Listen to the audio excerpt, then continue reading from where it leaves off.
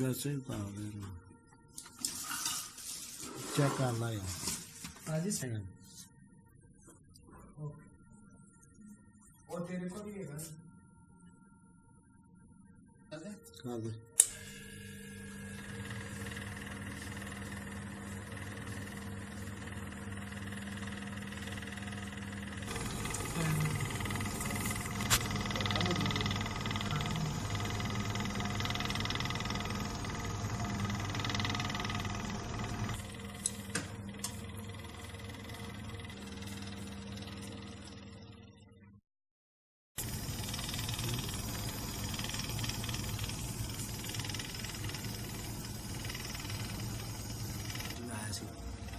जिस दिन फोन किया था भाई ने